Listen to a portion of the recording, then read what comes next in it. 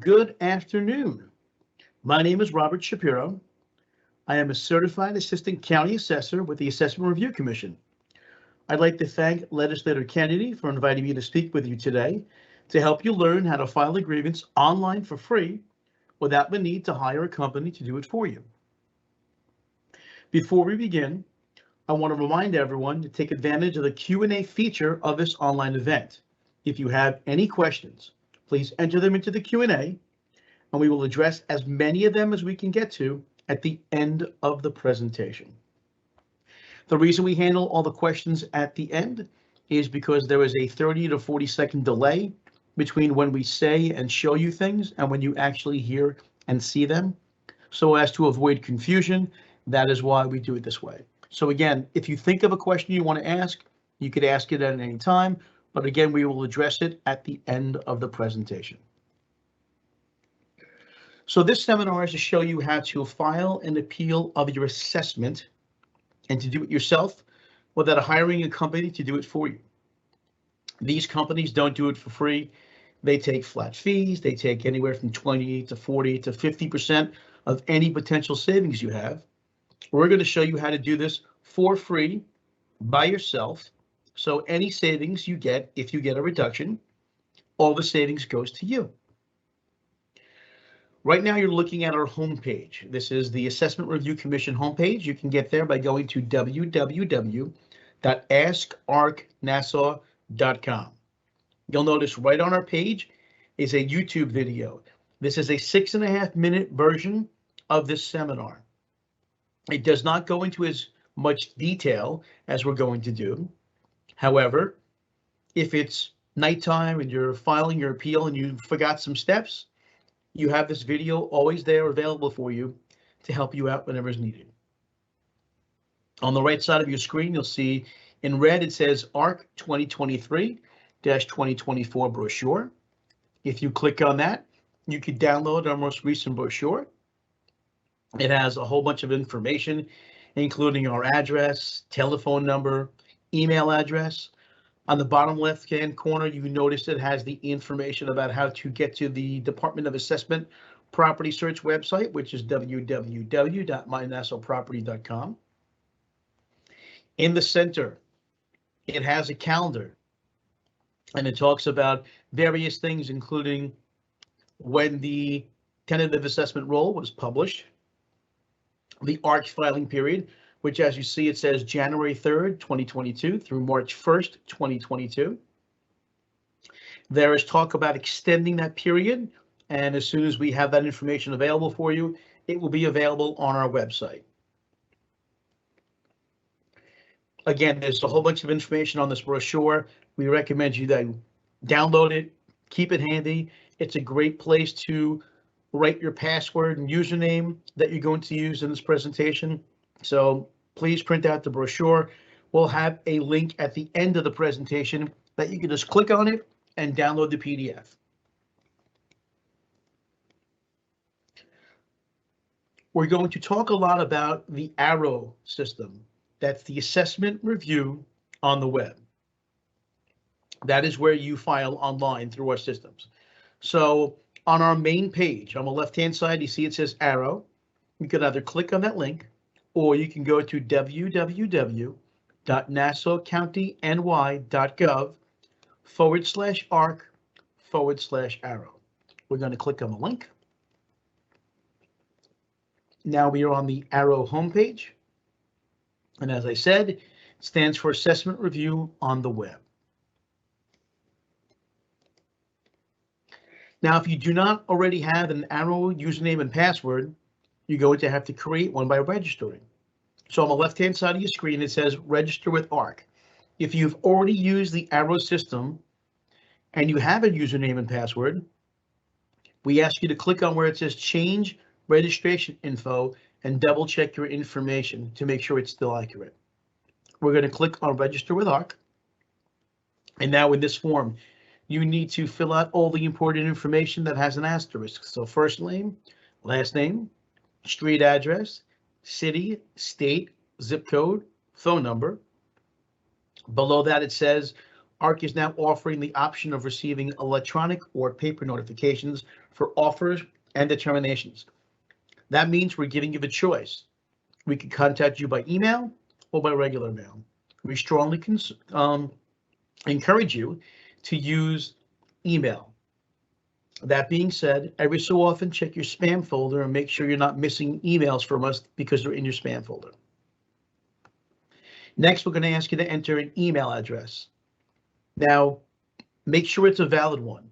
And if you've been registered before, this is one of those important things to check, because if you registered last year and you were at a different job and used your work email, or you were with FiOS last year but moved over to Opt Online, you may not have a correct email address. So make sure you're entering a valid email address, and if you're checking your information, making sure the email we have on file is still valid. You're going to choose a user ID and a password. Both of those are case sensitive, which means it matters whether it's uppercase or lowercase. You could write that information down, keep it handy so you don't lose it. Read through the certification. See what's going on with the certification and make sure you understand everything you're agreeing to. And afterwards, click Complete Registration. You'll get a message saying thank you for registering. Please click here to continue. If you're all set, if all you want to do is register right now, you can click on where it says log out and log out of the Arrow system. This is very important, especially if you are using someone else's computer, a friend, a neighbor, maybe you're at the library using their computer. Make sure you log out each and every time you're all done. You are also going to get a confirmation email. It will look something like this. It may not look exactly like this. It all depends on what you use for your email program. Again, if you don't get the email, check your spam folder.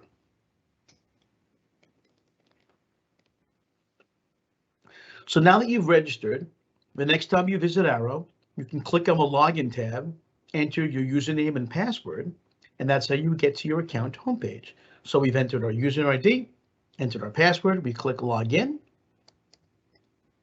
and now you'll notice below where it says Welcome to Arrow, Assessment Review on the Web, it says John Smith.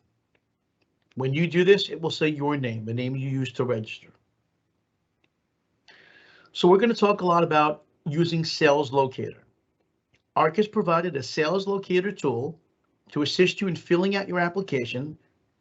This is for residential 1-family, 2-family, or 3-family homes. Sales Locator is not configured to be used with either condos or co-ops. What Sales Locator does is provide adjusted sales prices of properties that are comparable to yours. And we'll go into what it means to be comparable. And this can help you determine if your property is currently overvalued. When you are filing a grievance, you are not grieving your taxes. There is no such thing as a tax grievance company because they're not grieving your taxes. You are grieving your assessment, your assessed value. It's very important to understand that difference. You're not filing a grievance on your taxes. You are filing a grievance on your assessment, your assessed value, and that assessed value is what is used to do the math to calculate what you actually pay in taxes.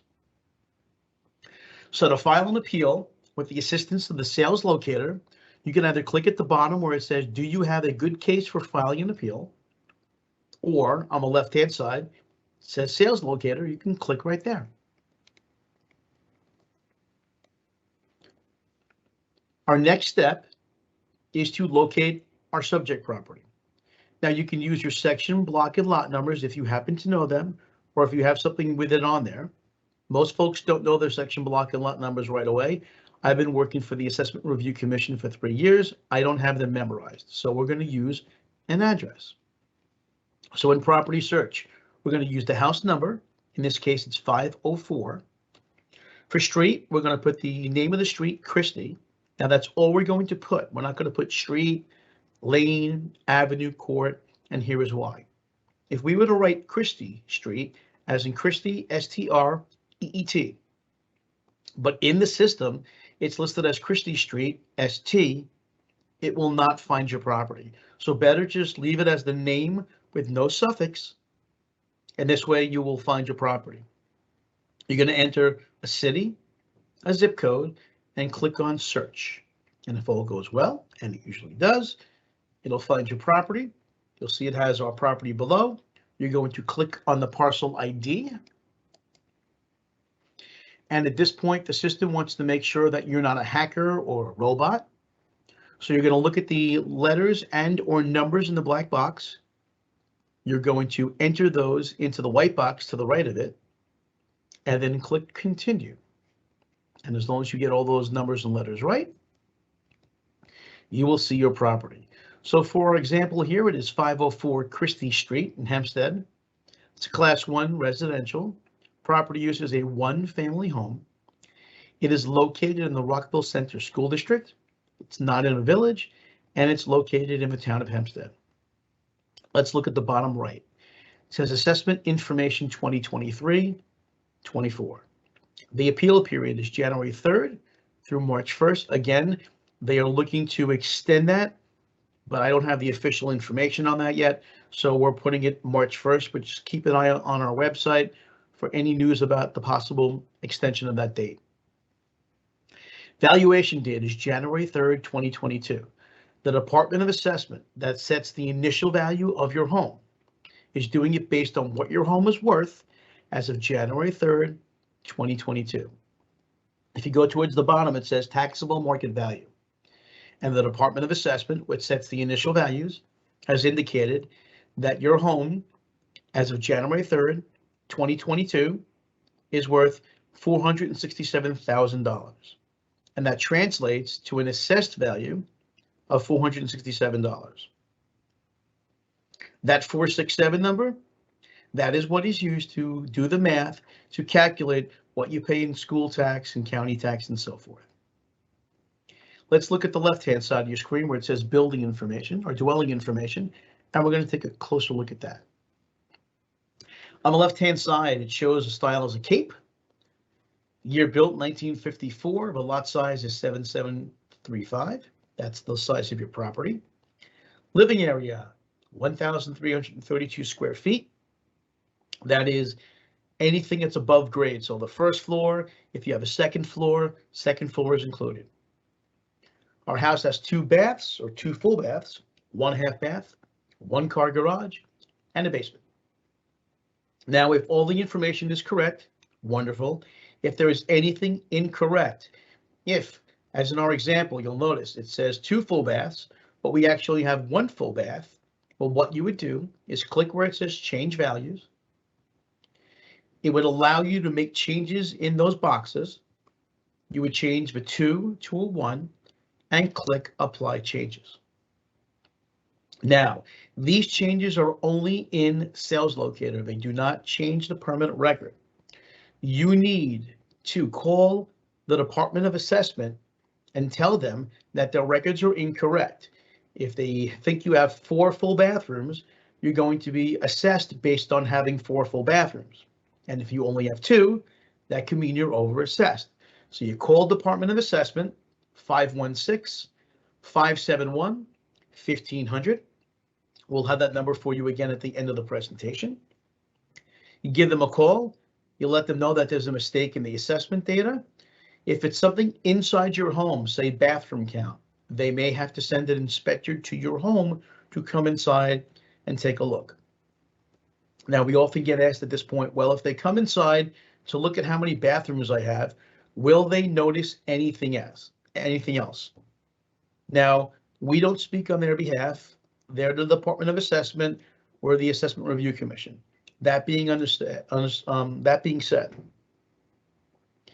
if they come in your house, they may see things that you don't want them to see. So you have to decide that if they think you have 4 kitchens and you have 5, do you want them to see that? You know, it's entirely up to you, but that's the math you have to do, whether it's worth it to have them make a correction if they're going to see something else that may not be in your best interest. We're going to proceed as if all the information here is correct. You're going to click Find Sales. And now you can see that we have a whole bunch of sales here. Our subject is the very first top line, so you can use it to compare. If you want to choose a sale, on the left-hand side where it says select, you would check that box to choose the comparable sale. Now, you can choose up to 5 sales using Sales Locator. You can add more sales in your actual application, but Sales Locator only allows 5. Now, we are often asked, how many sales do I need? Is there a magic number? There's not a magic number. If you have 1 or 2 really good sales that prove your case, then 1 or 2 sales is all you need. A lot of folks will choose 3 to 5 sales. That's a pretty good range. If you can't prove your case in 3 to 5 sales, it's more than likely that you're not going to be able to prove a case with 7 and 10 sales. Again, it's up to you, but Sales Locator only allows 5. Now you're looking for comparable sales. Now, what does that mean, comparable? Your mindset is if you were selling your home and somebody wanted to buy your home and it wasn't available, what other sales or what other homes in the area would they go and say, well, you know what? I can't buy this home, but this home is pretty similar. That's the mindset. So when our subject is a Cape, you'll try to find other Cape style homes, hopefully similar in living area and lot size and age. If you can't find a Cape, then perhaps look for a ranch or a colonial that's similar in size. You can't make up sales. You do the best you can with what's available. What Sales Locator does is find sales within your school district. You'll notice town or city, there's a couple of different towns or city listed. South Hempstead, Hempstead, Rockville Center, but all these sales are located in the same school district as our subject.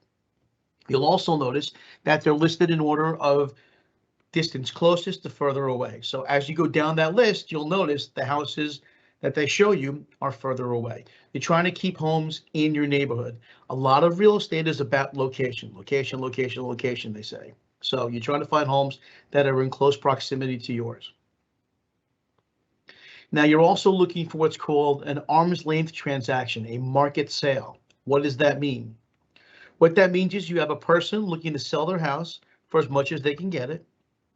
You have a person who they don't know or don't have a relationship with that is looking to buy that house and pay as little as they can pay for it. They get together, they negotiate, they come up with a price. That's a market sale. What's not a market sale? Let's talk about foreclosures. Bank forecloses on a house. They want to turn around and sell it quickly because they don't want to own real estate. They want money. So they often will sell the house for less than it would typically go for. That's not a market sale. An estate sale. Someone passes away, the kids have the house, they don't want the house, they want the money, so they price it low to sell it quickly. That's not a market sale. A family sale, when a parent sells to their child for a lot less than what they would normally sell it for. That is not a market sale. Now you'll notice when you're looking at these sales, you have no way right off the bat to know whether these sales are market sales or not. Here's how you can tell. You'll notice most of these sales are selling for between the low 4s to the mid and upper 5s. So if you look at these sales and you see a sale that's selling for like $250,000, $300,000, more than likely that wasn't a market sale. The same can be said for something way above that. If you're looking at a ranch and most of the ranchers are selling for $450,000 and $500,000, and it shows a ranch that's selling for $800,000, it could have been a bank sale. It could also be that that home is no longer a ranch. Maybe somebody bought the ranch, knocked it down, built a brand new home that's 3,000 square feet. And while the sale has been recorded of say $800,000 or whatever it was, public records hasn't been updated to show that it's no longer a ranch and it's a new construction home. So if it looks like an oddball, we recommend not using it. We can't stop you from using non-market sales in your application, but just understand that when the appraisers are reviewing your case, if they see something out of whack that doesn't seem to make sense, they're going to investigate. And if they find that it's not a market sale, they will not use it as part of their analysis. So while you could include it, more than likely, it's not going to help you. Okay, so for this example, we're going to choose 3 sales to use from Sales Locator. We've checked those boxes. Bottom left corner, it says select check properties and continue. We will do so. And now you see where it says subject, that's our home.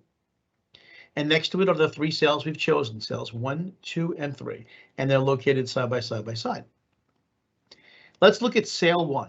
Go down a little bit. You'll see in the yellow box, it says sale date, January 19th, 2021. And it sold for $450,000. Go down a little further. It's a cape, like our subject. It was built about a year before our subject was, so they're similar in age. Now we're going to talk about adjustments. The computer automatically makes adjustments. It accounts for differences between your home and the sales you've chosen. If you're lucky, you're going to find sales that are very similar to yours, but that's not always the case. So in this example, sale 1, the lot size of our subject is about 1,300 square feet larger than it was for sale 1. So the computer automatically makes an adjustment to account for that difference in how big the property is. If you go down the half bath, you'll notice we have a half bath. Sale 1 does not. So the computer makes an adjustment saying that if that house had had a half bathroom, it would have sold for $5,000 more than it did. Living area. Our home is slightly larger. So again, the computer is making an adjustment to account for that difference. And it will do so for garage size, basement, and so forth. So what you'll see is a home that sold for $450,000, if it had been more like our subject in terms of lot area, bathroom counts, living area, and so forth, would have sold for $465,895. That's what's called the adjusted value, or the adjusted price. And it does that for sales 2 and 3.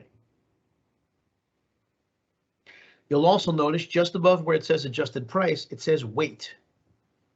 Now the computer typically will do an average. So if it's 4 sales, it'll do 25%, 25%, 25%, and 25%. For our example, we've chosen 3 sales. So to equal 100%, it will do 34, 33, and 33. However, if you're looking at this and you say to yourself, you know what, that's sale 1. That's really my best sale. That's where I want to lean my most emphasis. You can change the weights. You can change that first sale to weight at 50%, sale 2 at 25, sale 3 at 25. It has to equal 100%.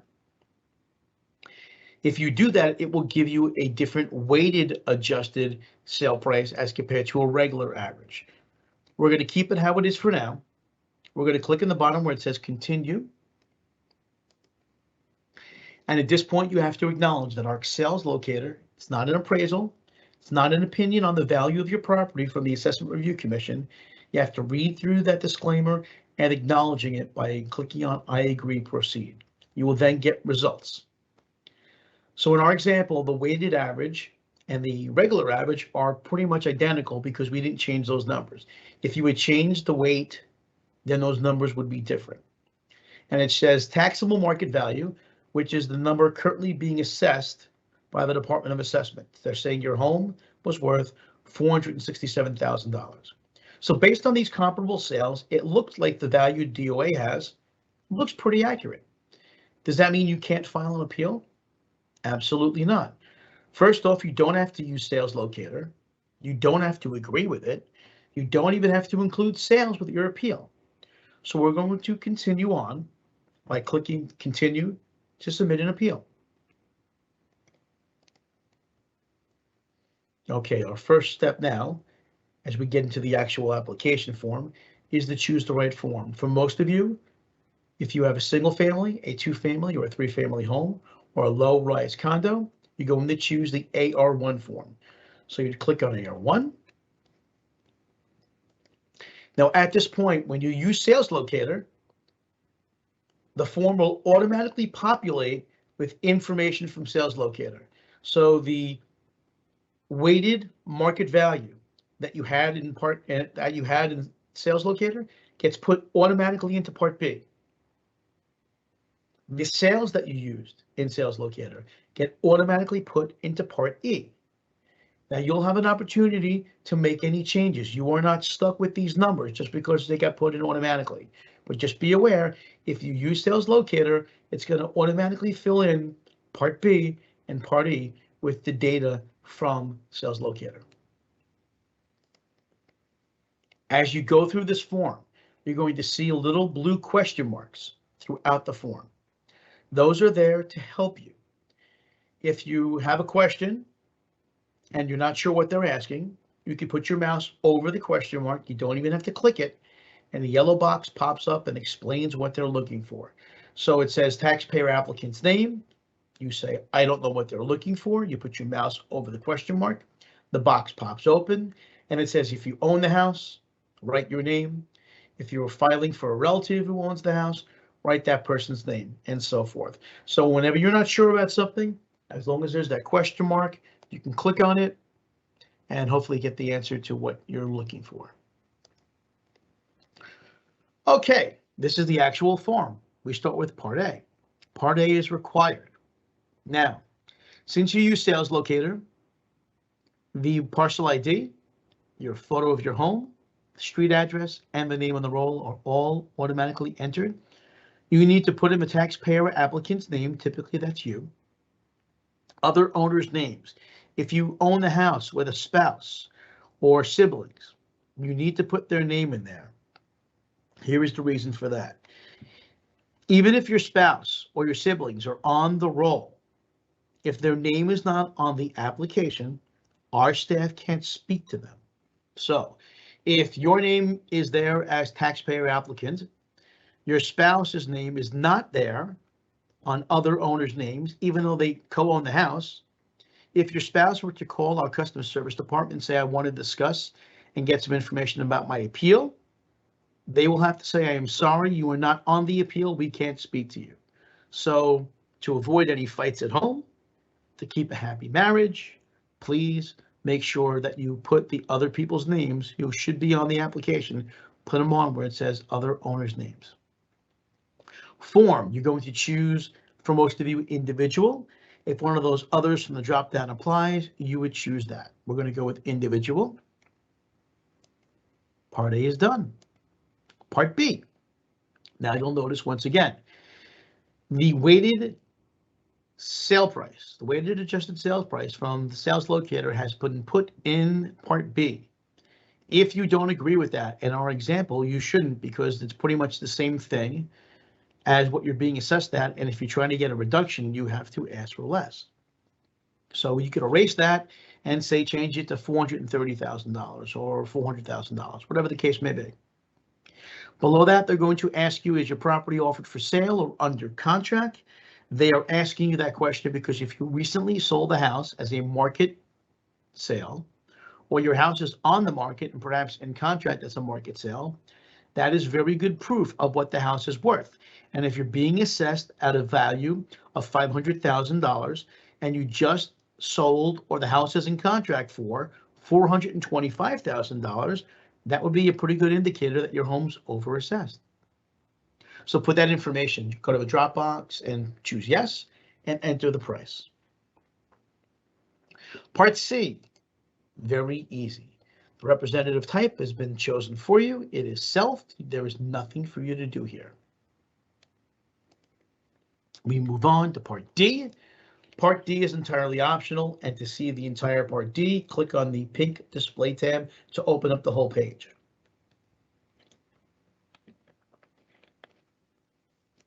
Now, Part D is entirely optional, but it's my favorite part of the application, and here's why. The form asks you to enter a variety of information. You could add as little, as much, or none. Again, you don't have to fill out any of Part D. However, this is where I feel the advantage comes for you, the homeowner, applying yourself by not using a company. And here's why. You know your house. You know your neighborhood. A company's not going to know that much like you will. Let's look at the bottom third of the form. It's asking you about things that are adjacent to or visible from your house. Now, certain things are obvious. If you look at a map, you'll notice if you're backing to a very busy road, if you're next to a commercial property and so forth. But there's other information that's not as obvious that only you as the homeowner can tell us. Let's look at these. Waterfront. You may say, why would I want to choose waterfront? That means my house is worth more money. Well, that could certainly be the case. If your house is on the North Shore, it's nice calm water, beautiful sunsets, then more than likely the fact that you're a waterfront property is going to increase the value of your home. But what if your house is located on the South Shore and you're on the water, and every time it rains more than, say, half an inch, the water comes up over your dock and floods your basement? Doesn't sound like being a waterfront property is really a great thing. That might be a negative thing. So check waterfront, or it says other facts. Let us know. I live on the South Shore. Every time it rains, my basement floods. That's not something we can tell by looking at a map. Railroad. Is being close to the railroad a good or a bad thing? Well, if you're close to the railroad, it could be noisy. That will be considered a bad thing.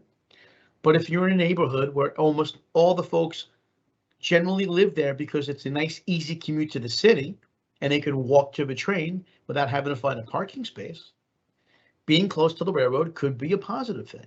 So again, don't just check a box.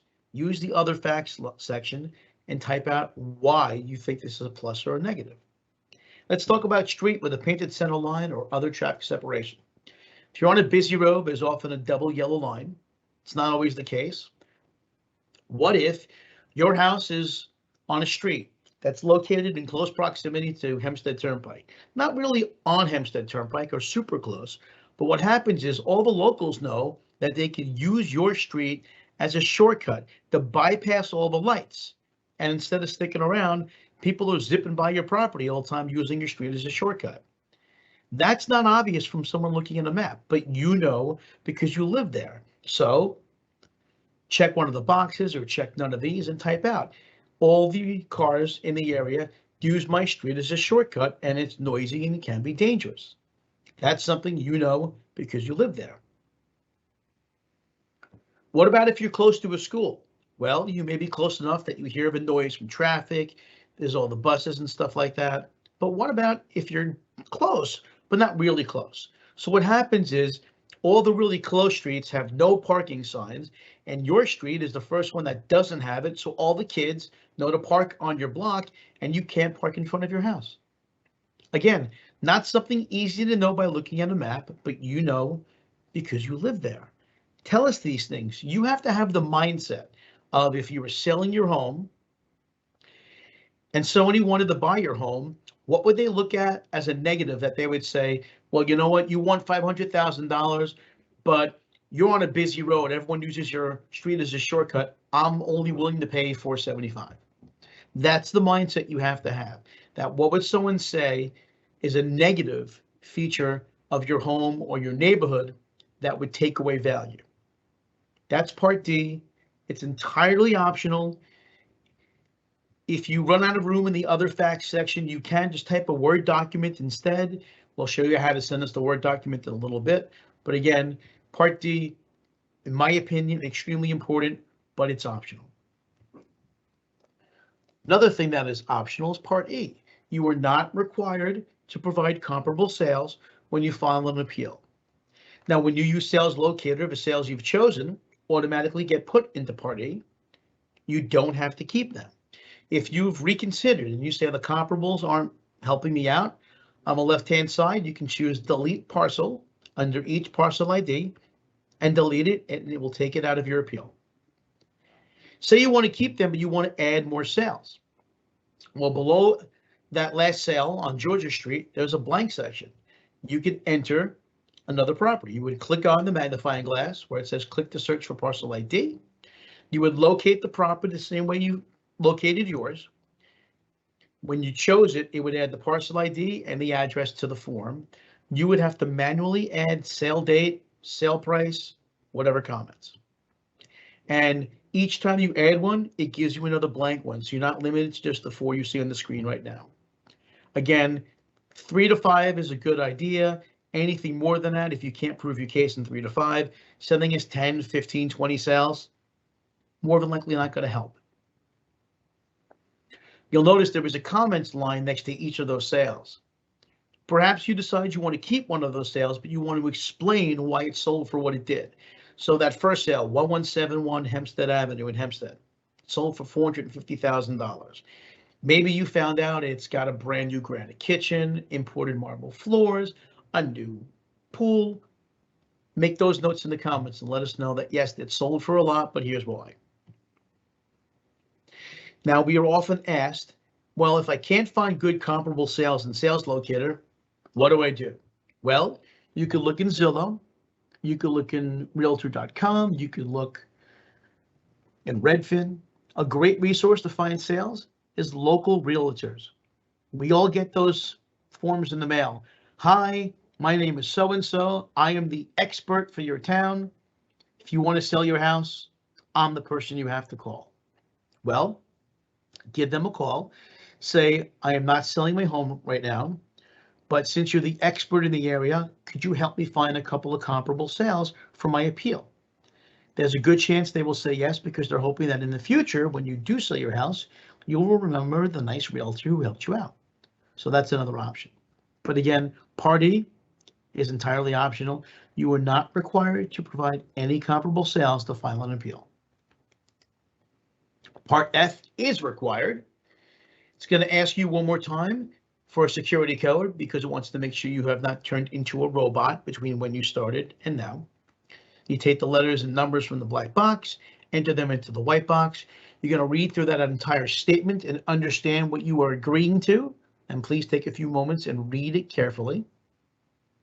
You're going to choose the proper signatory certification, whether you were the owner of record, or one of the others apply. And then one time only, you're going to click on Submit Application Form. It's very important you only click it once. If you click it more than once, and it enters into our system more than once, you will have multiple appeals on file. However, you are only allowed to have one appeal on file, and if you have more than one, neither of them will be reviewed until you delete the extras. So please click it once, give it time to make sure it's gone through. So we're going to click it once. Now the system will tell you if you've made a mistake. In our example, it says errors found in Part A, errors found in Part B. The appeal has not been submitted. Please fix the errors and resubmit. And it will show you where those mistakes are. So in Part A, we forgot to put a taxpayer applicant name. We didn't choose the form. You would make those corrections. And when you're done with the corrections for Part A, you would click Submit Changes. You don't go back and resubmit the whole form. You would click Submit Changes. Part B, we're missing a market value. You have to have a market value. You can put a value in there, click Submit Changes. Once all the sections have been corrected, you will get a red confirmation message on your screen. Your appeal has been submitted. It will give you an application number. Please write that number down. A great place to write it down is that brochure we mentioned in the beginning of the presentation. So everything is there together. You're also going to get a courtesy confirmation in the mail, in your email. If you don't get the email, double check your spam folder. You can also check the appeal filing status change tab and check the status of your application. Now, at this point, you have the option to return to the home page if you're all set. You can submit another appeal in the same manner, or you can view or add attachments to your appeal. So if you have any additional documentation, maybe you had a refinance done a few months ago and they did an appraisal and you have a copy of, you could send us a copy of the appraisal. Maybe you want to take photos of an eyesore and send it to us. You look across the street and there's a sump, or there's a gas station, or there's a repair shop that's always open, and you want to send us photos. Anything you want to send us, you can by clicking on View or Add Attachments and follow these steps. Now, it's important to understand that documents can be added and changes can be made to the online appeal by you up until the filing period closes. Once that filing period closes, you can still make changes, but you can't do them yourself. You'd have to mail everything to our staff, and we would do it for you. We'll get into that more in a second. So we're going to click where it says View or Add Attachments. Since we have no attachments so far, we're going to answer yes when it asks, would you like to add one now? A pop-up window will magically appear. To upload an attachment, you're going to click on Choose File. You're going to navigate to the attachment and double-click it the same way you would if you were attaching something to an email. You're going to choose the document type from a drop-down list. In other words, you'll see on the right, there are a few choices: appraisal report, building permits, comparables, a legal document. If you want to upload a Word document at this point, you can upload it and choose other documents. Then you would click on Submit Attachment, and you will upload the document to your application. Now you can delete the attachment if it was the wrong one. You can add additional attachments using the same pop-up window and click on Upload New Document. Or if you're all set, you can click on Return to the Appeal Form. Now again, in the event you need to either add or delete an attachment after filing period ends, you will need to mail any requests or documentation to our staff at the Assessment Review Commission, 240 Old Country Road, 5th floor, Mineola, New York, 11501, attention residential supervisor. And again, all that information is available in the brochure, yet another reason to download it. So after clicking the Return to Appeal form, when all the documentation for the appeal has been uploaded, you will see that your application has now been received by ARC. And if you look at status, it says received. You can now click on the arrow home tab to return to your home page. You can click on the log out tab to log out of your Arrow account if you're all done, especially if you were on someone else's computer. You could also go back at any point to your application and check the status by going to Appeal Filing /status/change. So that's how you do this with Sales Locator. But what if you do not want to use Sales Locator? Well, we're going to show you how to do that too. It's very similar, so we're going to go a little quicker. But if you have any questions, we will address them at the end. So if I go a little fast, understand you will get the chance to have your questions answered. So without using Sales Locator, on the Arrow account homepage, you're going to click on one of the following. On the left where it says File and Appeal, or down below where it says File and Appeal Online. You're going to choose the correct form. Again, for most of you, for a single, 2-family, or 3-family home, you're going to choose the AR1 form.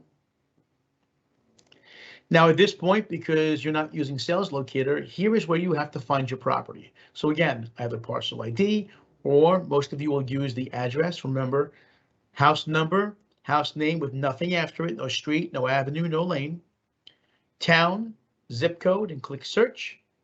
Hopefully it will find your parcel. You would click on the parcel ID. Part A is still required. It's going to automatically add your parcel ID, your address, name on the roll.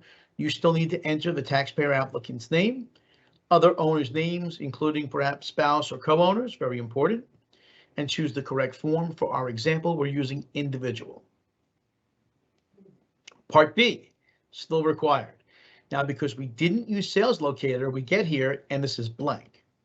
You need to enter your estimate of the full market value of your property.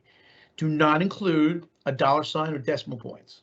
So if you want to put a value in of $400,000, it's 400,000. That's it. You can select whether the property is offered for sale or under contract, and if it's yes, let us know what the asking or contract price is. Part C, done automatically, nothing to do with Part C. Part D, same as before, click on the display tab to open it wide open. But again, Part D is absolutely optional. You could fill out as little, as much, or nothing at all. It's entirely up to you. I still feel strongly that Part D is a great place to make your case, especially if you're not going to provide us any comparable sales. Part E, still optional. Don't have to include any comparable sales when you file your appeal. However, if you want to, in this case, you're going to do manually, like we showed you before. Click on the magnifying glass, locate the parcel by street number and street and so forth, or by parcel ID. Going to add the sale date, sale price, and any comments manually. And each time you add one, a new blank one will appear below, so you're not going to run out of spaces. But again, Part E, optional. Part F is still not optional. Enter the security code. Read through that statement. Understand what you are agreeing to. Choose the proper signatory certification. Most of you, it's owner of record. And one time, click that Submit Application form. As before, if you make any mistakes, the computer will tell you so and show you where they are. For each section, for each part, make the changes, make the corrections, and click Submit Changes, and then move on to any corrections for any other parts of the form. When you're all set, you've got everything correct, you'll get the confirmation message along with the application number. Also, that courtesy email will be sent to your email address, and if you don't get it, either check appeal filing status change or double check your spam folder. If you want to submit changes to your appeal, on the left-hand side after you logged in, it says appeal filing status change. You would click on that. Now you would have to find your current appeal, so you could search by either tax year, if it's only one of them. You can search by application number, click search for appeals, locate the proper appeal, and click on the application number. When you do, you will have the opportunity to make changes. So in this example, we want to change Part B. They have 460 right now. That's not going to help you if your value is being assessed at 467. So you can delete 460, change it to 430, change it to 400,000, whatever the case may be. And when you're done making those changes in that section, you must click on Submit Changes. And again, as a reminder, you can only make these changes yourself until the filing deadline. Afterwards, you'll have to mail that data to us. You can't do it yourself after the filing deadline. Adding additional documents to your appeal, on the application page, you will see that there is a button labeled ARC Communications/Attachments. If you want to add or delete anything from your appeal, you would click on that button, and then you could upload documents by clicking Upload New Document, or if there's a document there you want to delete, you can click on Delete. Last thing, and then we are ready for questions, withdrawing your appeal. On the application page, you can withdraw your appeal by clicking on Withdraw Appeal on the left-hand side. Now again, if you filed more than once, or there was someone else that filed for you, and then you filed, you have to delete all but one of the applications, because nothing will get reviewed until you only have one filing per parcel. So what you do is you make sure your pop-up blocker is turned off. You're going to need to be able to get pop-ups. On the left-hand side, you'll click where it says Withdraw Appeal. The pop-up message comes up. You're going to read through what it's telling you. You're going to click on the box when you have agreed to what it's telling you, including the fact that this is taking away that particular application, and you can't undo this. Once you delete it, you can't get it back. You're going to choose Agree, and if all goes well, the application has been successfully withdrawn, and you will see status says withdrawn. That's it. That's the entire presentation. It is time to see what questions came in, and I see we have quite a few. And our producer, Michael, has been in the background trying to answer some of those when we can. So if you'll give me a moment, let's take a look and let's see what we got.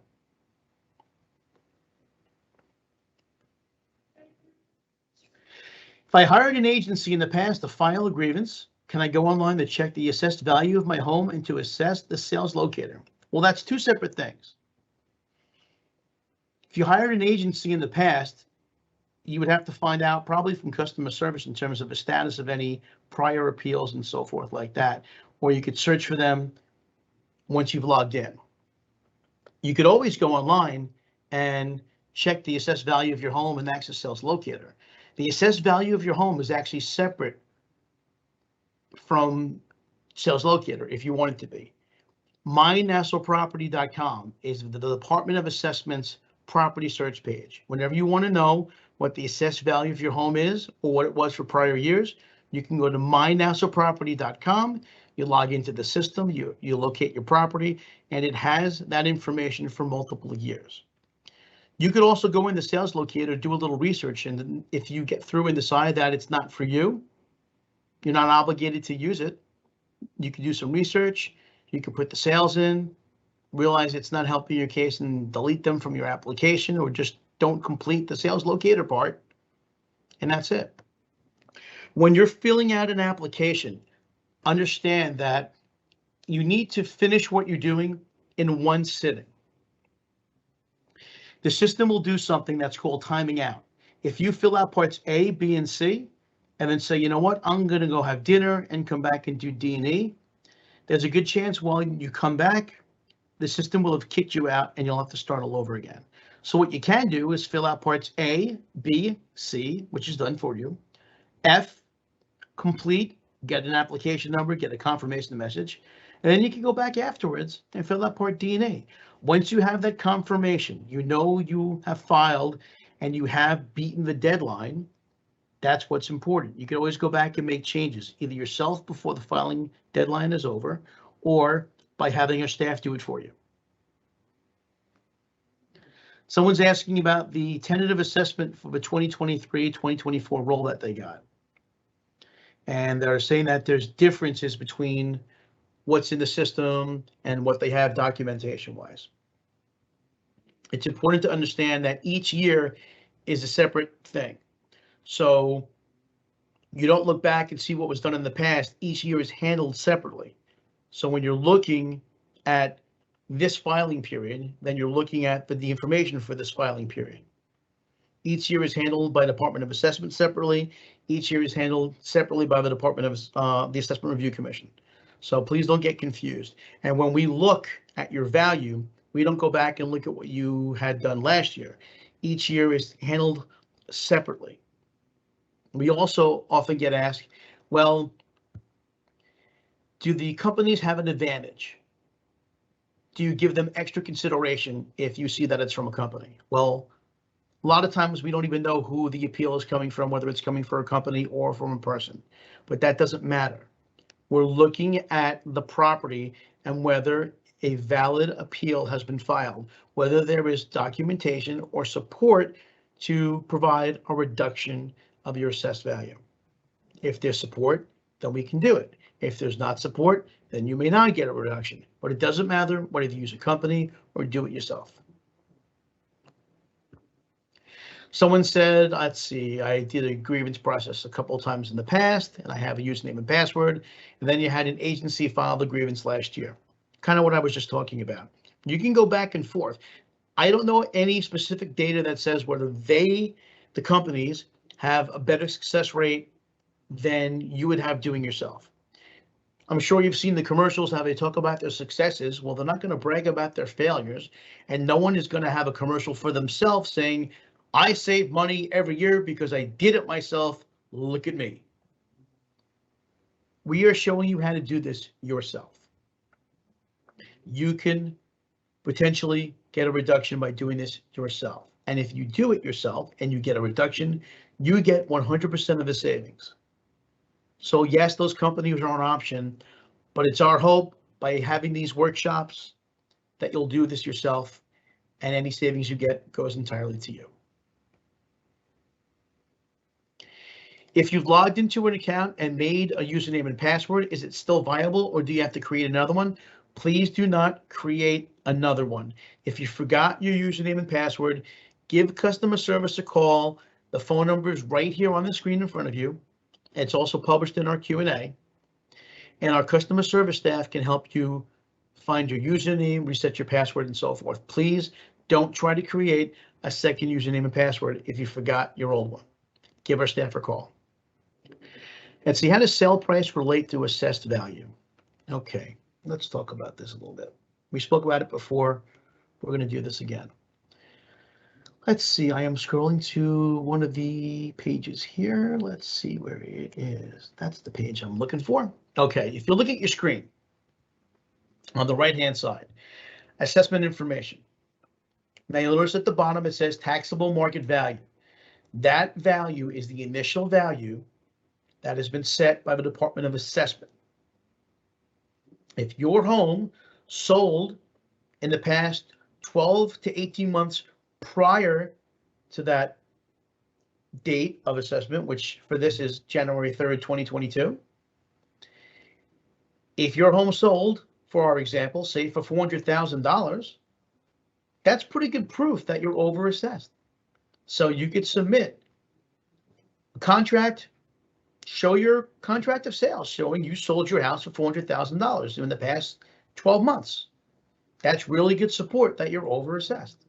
So if you sold for significantly less that you're being assessed at, That's pretty good support. If it was sold as a market transaction and it wasn't sold as a short sale or foreclosure or an estate sale, that sale price is pretty good evidence to support the fact that you feel you're being overassessed. So again, if you sold it for less than you're being assessed for, that's excellent support that you're being overassessed. Give us the documentation, upload it, mail it into us.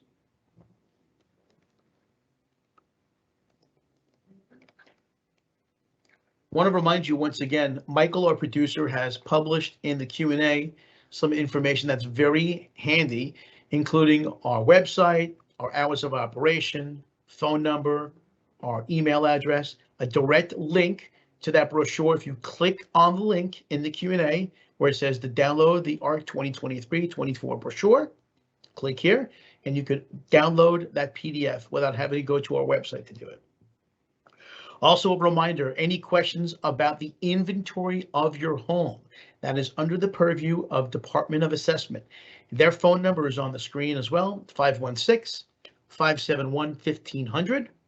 Our customer service folks tell me the best way to get through to them is, even though there's these prompts that say dial 1 for this, dial 2 for that, just let the message play all the way through, and you'll have a good chance of a person picking up after that message is played. You could also click on that link we have where it says forms and click on that link, and the form will open up. You can send a message directly to the Department of Assessment. Let's go back to our questions here. Okay. I will be submitting before March 31st. Well, first off, March 31st is not the correct date as of right now. The current filing date deadline is March 1st. Now, you may have heard that that date is being extended. I don't have anything official that I can tell you, yes, that it's definitely being extended to such and such a date. I believe we'll have an answer in the next day or so. So our presentation still says March 1st, 2022. Keep an eye on our website. As soon as we get the official update, it'll be posted to our website. But March 31st, that wasn't the question. Unless we officially have the extension date, that's after the filing period. March 1st, 2022 is the filing period as it's noted in our presentation. And again, we won't tell you a new date until we have official confirmation from our bosses. So, but again, keep an eye on our website for that.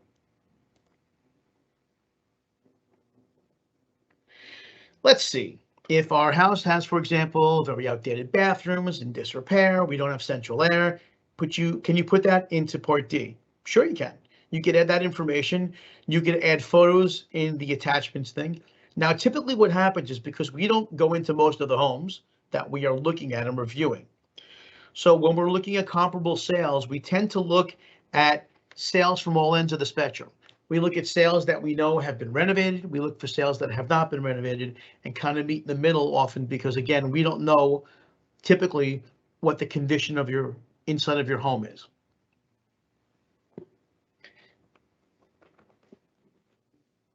But when in doubt, put it in Part D. If you want to type up a Word document and attach a Word document, that you can do as well. We'll take a few more questions. Again, all of our contact information is here on the page and also in the Q&A. We also do more of these seminars, and if you want to go through this entire presentation again, there is a list on the Assessment Review Commission website. If you go to askarcnassau.com, on the menu on the bottom left side, it says ARC Grievance Workshops. It has a list of all of our remaining workshops. You can attend any of them, whether it's being hosted by your legislator or not. You can attend any of them.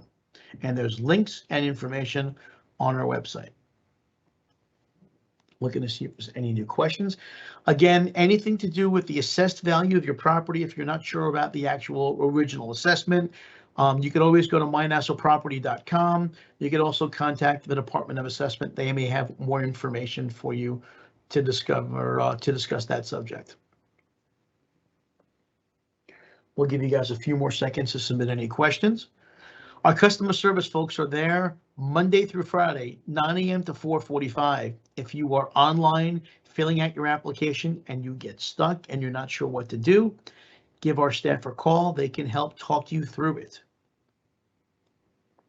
Again, we are here to help you do this on your own without paying for a company. And that is the whole point of doing these seminars. And I'm really glad that you folks have joined us here today to learn this, because once you know how to do it one year, you can do it each and every year. Again, I want to remind folks also that if you file an appeal, you can either be offered a reduction or your value could stay the same. You cannot be given an increase in your assessed value as a result of filing an appeal. So it's important to know that it's not a risk that if you file an appeal and, oh, they found out I got 20 bathrooms now, my value is going to go up. That's not how it works. When you file an appeal, you can either be offered a reduction or be told there's no case for a reduction and it's kept the same. That's it. All right, I'm not seeing any more questions. If you do have any more questions, you could always reach out to customer service. Again, there are numbers on the screen, there are numbers in the Q&A. And since we have no more questions, I'm going to thank Legislator Kennedy for once again for hosting the session. I want to thank you all for joining us and wish you all a pleasant rest of your day.